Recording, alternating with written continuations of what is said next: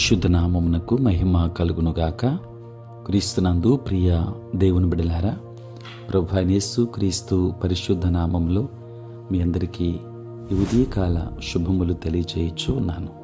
ఈ దినమంతయు మీకు మీ కుటుంబానికి దీవెనకరముగాను ఆశీర్వాదకరముగాను దేవుడు అనుగ్రహించాలని మీ కొరకై ప్రార్థిస్తూ ఉన్నాను.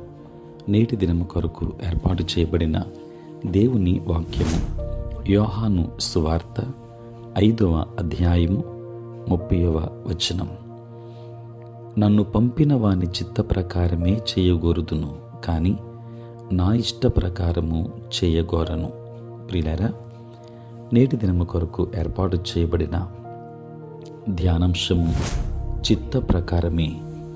ప్రియులారా, మానవుడు తన చిత్త ప్రకారం జీవించుటయే స్వాతంత్రం అనుకుంటూ ఉంటాడు. కానీ జ్ఞానము ఈ రీతిగా బోధిస్తుంది. ఒకని ఎదుట సరియైనదిగా కనబడు మార్గము కలదు, అయితే తుదకు అది మరణమునకు త్రోవ తీయును. అందువలన నీ స్వబుద్ధిని ఆధారము చేసుకొనక నీ ప్రవర్తన అంతటి యందు ఆయన అధికారమునకు ఒప్పుకొనుము. అప్పుడు ఆయన నీ త్రోవలను సరళము చేయును. ప్రియులారా, మనం అనుకున్న దానికంటే తరచుగా మన ప్రార్థనల్లో మన సొంత ప్రణాళికలకు దేవుని ఆమోదాన్ని వెతుకుతాం.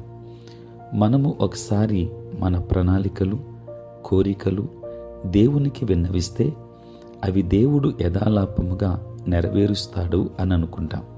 ప్రియులారా, తరువాత మనం డాంబికంగా మన కార్యక్రమాలు ప్రారంభిస్తాం. ఇటువంటి ఉద్దేశాలు కలిగిన జీవిత పద్ధతుల్ని పరిశుద్ధ గ్రంథం బలముగా ఖండిస్తుంది. మీ జీవమే పాటిది, మీరు కొంతసేపు కనబడి అంతలో మాయమైపోవు ఆవిరి వంటి వారే. కనుక ప్రభువు చిత్తమైతే మనము బ్రతికియుండి ఇది అది చేతుమని చెప్పుకొనవలెను. ప్రియులారా, దేవుని భయముతో మనము ఈ రీతిగా మాట్లాడాలి. కొన్నిసార్లు మనం మన కలలతో ఊహాగానాలతో నిండిపోయి వాటిని విగ్రహాలుగా చేసుకుంటూ ఉంటాం. వాటిని పొందుకోలేకపోతే మన జీవితం వ్యర్థం అని భావిస్తాం. కానీ మనం ఇక్కడ దేవుడు కేవలం అనుమతించినవి మాత్రమే పొందుతున్నాము, కానీ ఆయన సంపూర్ణ చిత్తాన్ని పోగొట్టుకుంటున్నామని గ్రహించవలసి ఉంది. ప్రియులారా, మన సొంత మార్గంలో వెళ్ళి దాని పర్యవసానాన్ని అనుభవించినట్లు దేవుడు బిలామును వదిలిపెట్టినట్లు మనలను అనుమతించును. తను మారుమనస్సు పొందిన తర్వాత పౌలు అడిగిన మొదటి ప్రశ్న, దేవా, నీవు నన్ను ఏమి చేయమంటావు? ప్రియులారా, ఆదిలోనే మన స్వేచ్ఛ ప్రవృత్తిని అణిచివేయకపోతే దేవుని చిత్తాన్ని జీవితమంతా కోల్పోతూ ఉంటాము.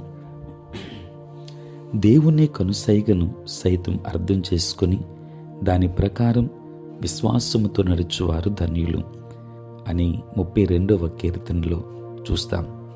దేవుని బిడ్డలారా, ప్రతి సూక్ష్మ విషయంలో కూడా ఇతరుల నడిపింపుతో సంబంధం లేకుండా పూర్తిగా దేవుని నడిపింపు ద్వారా నడిచే స్థితికి వస్తే తప్ప కీర్తన 32:8లో ఉన్నట్లు నీకు ఉపదేశము చేసేదను, నీవు నడవవలసిన త్రోవను నీకు బోధించేదను అను దేవుని వాగ్దానమును స్వతంత్రించుకొనలేము.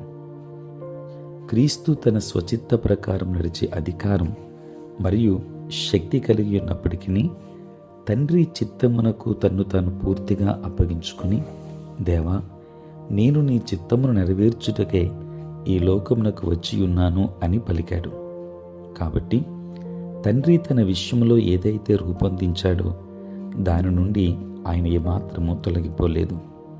దేవుని వాక్యాన్ని వింటున్న దేవుని బిడ్డలారా, A.W. టోజర్ అనేటువంటి ఆయన ఈ రీతిగా ప్రకటించాడు, ఒక మనుష్యుడు దేవుని చిత్తాన్ని జరిగించుటకు మనస్సులో నిశ్చయించుకుంటే వెనువెంటనే అతడు స్వతంత్రుడగును.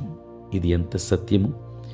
స్వచిత్తాన్నుండి పారిపోయి దేవుని పాలనయందు ఒదిగిపోవటంలో నిజమైన స్వాతంత్రమున్నది. క్రీస్తు అధికారము క్రిందనే మనము సంపూర్ణ స్వాతంత్ర్యమును ఆనందించగలం. ప్రియులారా, కుమారుడు మిమ్మును స్వతంత్రులుగా చేసిన ఎడల మీరు నిజముగా స్వతంత్రులయ్యుందురు అనినప్పుడు యేసు చెప్పదలిచినది ఇదే. కనుక దైవ చిత్త ప్రకారమే నడవడానికి సిద్ధపడదాం. దైవాశీర్వాదాలు పొందుకుందాం. దేవుడు మిమ్మును మీ కుటుంబాన్ని దీవించునుగాక. ఆమేన్. ప్రార్థన. పరిశుద్ధుడైన తండ్రి, నీ స్తోత్రాలు. రాత్రంతయు కాపాడారు నాయన. ఉదయం లేచి మిమ్మల్ని స్తుతించే భాగ్యం ఇచ్చారు. నీ స్తోత్రాలు. ఇదిని దీవెనల చేత నింపండి. నేటి మా పనులలో, ప్రయాణములలో, పరిచర్య అంతటిలో మీరే తోడుగా ఉండండి తండ్రి. నీ స్తోత్రాలు. దిన దీవెనల చేత మమ్మల్ని నింపండి ప్రభువా. మీకు వందనాలు చెల్లిస్తూ ఉన్నాను తండ్రి. నేటి నాయనదిగో తండ్రి, నేటి దినాన పుట్టినరోజు, పెండ్లి రోజు జరుపుకొనుచున్న బిడ్డలను దీవించి నూతన ఆశీర్వాదాలు వారికి దయచేయండి. చదువుకున్న బిడ్డలకు మీరు తోడై ఉండి జ్ఞానమునివ్వండి నాయన. నీ సేవా పరిచర్య చేయించిన ప్రతి సేవకుని దీవించండి. ప్రతిరోజు ఈ ప్రాతకాలపు ధ్యానములలో ఏకీభవిస్తున్న ప్రతి కుటుంబాన్ని ఆశీర్వదించుమని యేసు నామములో ప్రార్థించి వేడుకొనుచున్నాము తండ్రి. ఆమేన్. తండ్రి, కుమార, పరిశుద్ధాత్మ త్రియేక దేవుని దీవెన సదా మీకును మీ కుటుంబానికి తోడై ఉండును గాక. ఆమేన్.